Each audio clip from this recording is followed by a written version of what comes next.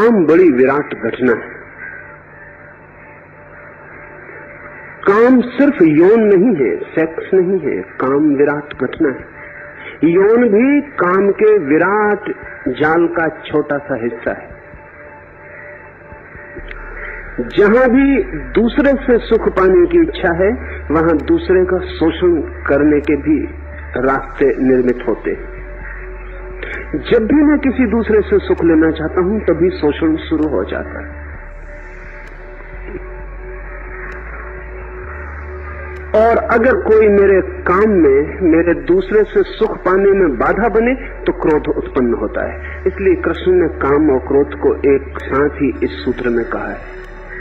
संयुक्त वेग है। कामना में बाधा कोई खड़ी करे, काम के पूरे होने में कोई व्यवधान बने, कोई दीवार बने, कोई आड़े आए, तो क्रोध जन्मता है। काम के वेग को जहां से भी रुकावट मिलती है, वहीं से लौट के वो क्रोध बन जाता है। काम के वेग को यदि व्यवधान न मिले, रुकावट न मिले, और काम का वेग अपनी इच्छा को पूरा कर ले, तो फ्रस्ट्रेशन, विषाद बन जाता है। काम की तृप्ति पर काम पूरा हो जाए, तो पीछे सिर्फ विषाद की कालीमा छूट जाती है, अंधेरा छूट जाता है। और काम पूरा न हो पाए, कोई व्यवधान डाल दे, तो काम लपट बन जाता है क्रोध की। क्रोध काम का ही अवरुद्ध रूप है, रुका हुआ रूप है। मैं चाहता था कुछ करना, नहीं कर सका, तो जिसने बाधा दी, उस पर मेरे काम की वासना क्रोध की अग्नि बन के बरस पड़ती है। मैंने कहा, काम बड़ी घटना है। अगर हम मनस्शास्त्रियों से पूछें, तो वो कहते हैं कि मनुष्य काम के लिए ही जी रहा है। अगर हम फ्रायड से पूछें, तो वो कहेगा काम ही मनुष्य की सब कुछ, उसकी आत्मा है।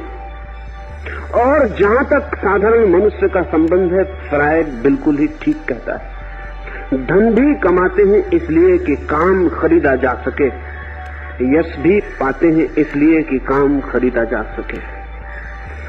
24 घंटे दौड़ हमारी गहरे में अगर खोजें, तो किसी से सुख पाने की दौड़। सुना है मैंने कि फेरेंजी करके एक मनोचिकित्सक के पास एक आदमी आया है, अति क्रोध से पीड़ित है।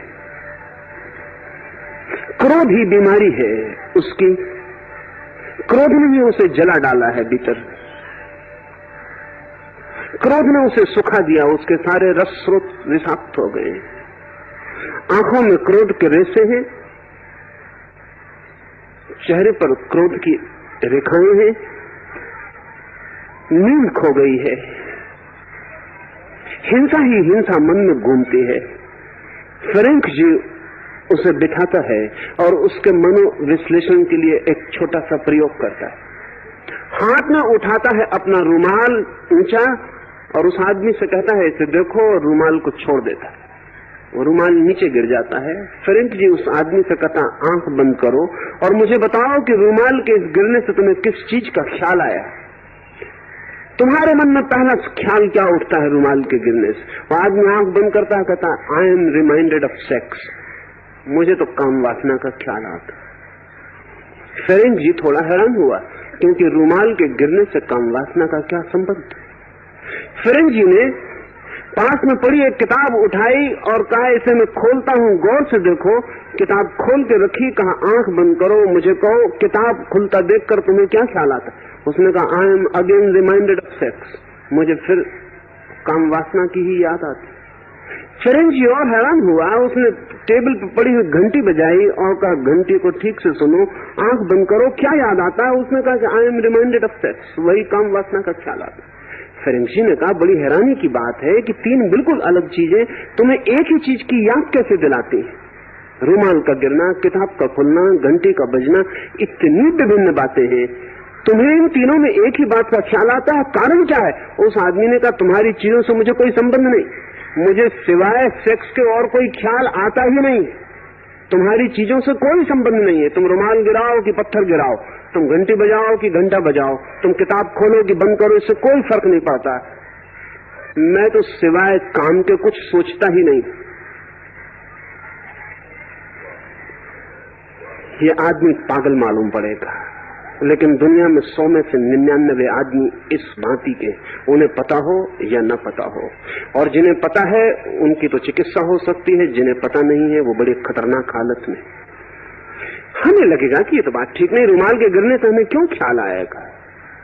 लेकिन अगर आप अपने मन का थोड़ा सा अंतर विश्लेषण करेंगे, सुबह से रात सोने तक थोड़ा भीतर झांक के देखेंगे, तो आप हैरान होंगे कि कहीं अंतस्तल पर एक परत काम वासना की पूरे समय चलती रहती। मनोवैज्ञानिक उस राज को पकड़ लिए हैं, इसलिए सारे दुनिया के विज्ञापन दाताओं को उन्होंने कह दिया है कि आदमी को कोई भी चीज बेचनी हो सेक्स के साथ जोड़ दो, बिकेगी, अन्यथा नहीं बिकेगी। कार बेचनी हो तो एक नग्न स्त्री को कार के साथ खड़ा करो, कोई संबंध नहीं। सिगरेट बेचनी हो तो एक स्त्री को खड़ा करो। कुछ भी बेचना हो तो नग्न स्त्री को बीच में लाओ, जिसका कोई भी संबंध नहीं है तो भी खड़ा करो। क्यों? आदमी के मन की अंतर्धारा का पता चल गया है, हर चीज उसी की याद दिलाती है। तो अगर स्त्री को खड़ा कर दो तो वो चीज उसके मन में गहरे संयुक्त हो जाएगी, गहरी उतर जाएगी। फिर वो चीज नहीं खरीदेगा चीज और समझेगा कि किसी जाने अनजाने रास्ते स्त्री खरीदी है। ये काम से भरा हुआ चित्त अगर 24 घंटे क्रोध से भरता है तो आश्चर्य नहीं है। ये काम 24 घंटे हजार बाधाएं पाता है, रुकावटें पाता है, ये पूरा नहीं हो पाता, पीड़ा कर देता है। भीतर उबल जाते हैं प्राण, ऊर्जा काम में बहना चाहती है, रुकावटें पाती है हजार तरीकी। इसलिए तो जहां सुविधा बन जाएगी वहां लोग रुकावटों को तोड़ना शुरू कर देंगे, जैसा अमेरिका में हुआ। जब तक दुनिया गरीब थी तो आदमी समाज से डरता था, क्योंकि भूखा मरेगा अगर समाज के खिलाफ गया तो। नौकरी रोटी रोजी खो जाएगी, जिंदा रहना मुश्किल हो जाएगा। आज अमेरिका में धन काफी है, कोई भय नहीं रहा समाज का उतना। इसलिए सेक्स के संबंध में समाज के सारे नियम, सारी व्यवस्था टूटी जा रही है। जितनी दुनिया समृद्ध होगी उतने सेक्स के मामले में सब सीमाएं तोड़ती चली जाएगी। इससे कुछ ऐसा नहीं है कि कुछ बड़ी उपलब्धि हो जाएगी। एक तरफ अमेरिकी जैसे समृद्ध समाज में सेक्स के सब व्यवधान टूट गए, और दूसरी तरफ विफलता और विषाद घना होता जाता है और आत्महत्याएं बढ़ती चली जाती हैं। समाज के पास दो ही उपाय हैं, या तो वो आपकी काम की वासना को पूरा होने की खुली छूट दे दे, तो भी आप पागल हो जाएंगे विषाद में, फ्रस्ट्रेशन में, जैसा अमेरिका में हुआ है। यौन के संबंध में पूरी स्वतंत्रता पैदा हो गई, और इसका परिणाम यह हुआ कि यौन में रस भी कम हो गया, विरस हो गया, काम की गहराई भी खो गई, काम का मूल्य भी खो गया, और आदमी विषाद में खड़ा है। अब कोई दूसरा सेंसेशन चाहिए, कोई दूसरा वेग, कोई दूसरी उत्तेजना वो दिखाई नहीं पड़ती। इसलिए काम के विकृत रूप सारे पश्चिम में फैलने शुरू हो गए। होमोसेक्सुअलिटी इतने जोर से बढ़ती है जैसा कि दुनिया में कभी भी नहीं बढ़ी थी, क्योंकि स्त्री के साथ पुरुष देख लिया, स्त्री ने पुरुष के साथ देख लिया, रस नहीं है कुछ बहुत, अब क्या करें, अब नए आविष्कार करने पड़ते हैं। विक्षिप्त आविष्कार पैदा होते हैं, विकृतियां, परवर्शन पैदा होते हैं। अगर समाज बिल्कुल खुला छोड़ दे सेक्स तो परवर्ट होगा, और अगर समाज बिल्कुल खुला न छोड़े तो सप्रेशन होगा, और जितना दमन होगा उतना क्रोध पैदा होगा। या तो काम को खुला छोड़ो तो विषाद फैल जाता है, जीवन रसहीन हो जाता है, लोग थके हारे अर्थहीन हो जाते हैं, एम्प्टीनेस पकड़ लेती है, सब रिक्त, कुछ भी नहीं है जिंदगी में। और यदि काम को रोको तो क्रोध उत्पन्न होता है। क्रोध हजार हजार रूपों में प्रकट होता है। क्या आपको पता है कि आज से 100 साल पहले दुनिया में युवकों के विद्रोह कहीं भी नहीं थे।